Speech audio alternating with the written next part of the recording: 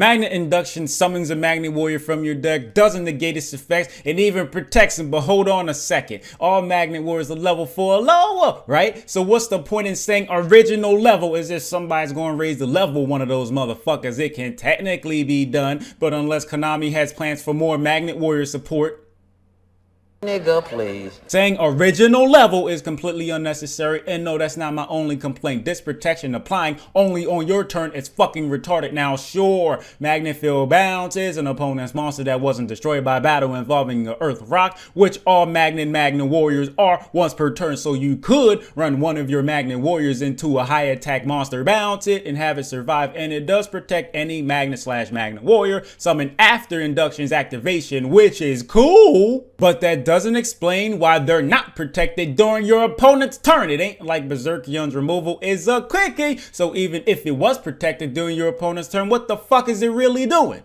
A whole lot of nothing. That said, Induction is fine, didn't even need the protection, but it's really a shame that it isn't searchable.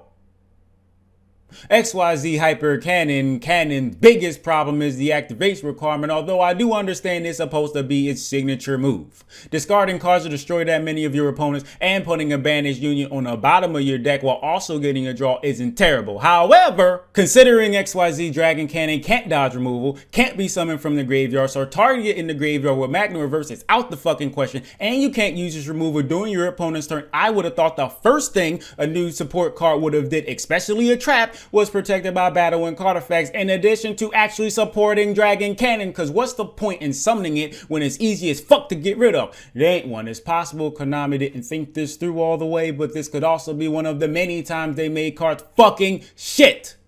On purpose. Now on the surface it isn't, but doesn't support Dragon Cannon enough, which to me is the same as it being fucking shit. And no, I'm not saying a good trap would be enough for people to play Dragon Cannon over Dragon Buster, but it would have helped, and it would have been fucking nice to have some diversity when it comes to Union and Union payoffs, but apparently Konami didn't want that because they made this trash.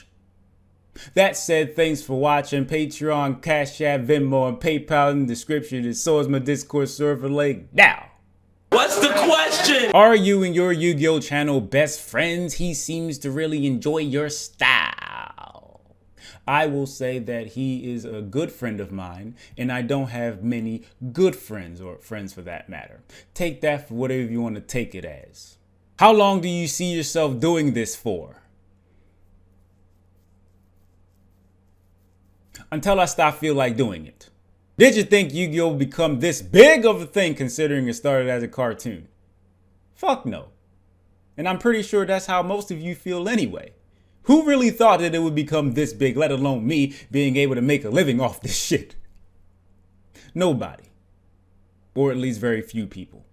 What else? When you used to do Q&A, you said there was a YouTuber you were willing to collaborate with. You're probably talking about Lithium. Are you still willing to collaborate with him? No. And I am not willing to collaborate with anybody for the foreseeable future. It ain't got shit to do with them. They did nothing wrong. I don't want to do it. If Cold Money, were to buff one archetype to the moon in order to make you come back to playing the game, which archetype will it be? Nothing. Because it ain't got shit to do with what Konami's doing for this game. I will be making the decision whether I want to play or not. Them creating an archetype tailor-made for me ain't gonna change that shit. Do you think we can get Masterpiece the Fun Slaying King back, or will it make Draco's too relevant again? I don't know about too relevant, but it damn sure would help. And considering I like True Draco, nah, I still wouldn't play. Also, do you think we're getting Flunderies because they didn't want to bring him back? I don't necessarily think Flunderies and Draco are associated or connected in any sort of way. But I kind of see where you're coming from. Hashtag what's the question? Appreciate you. And a lot.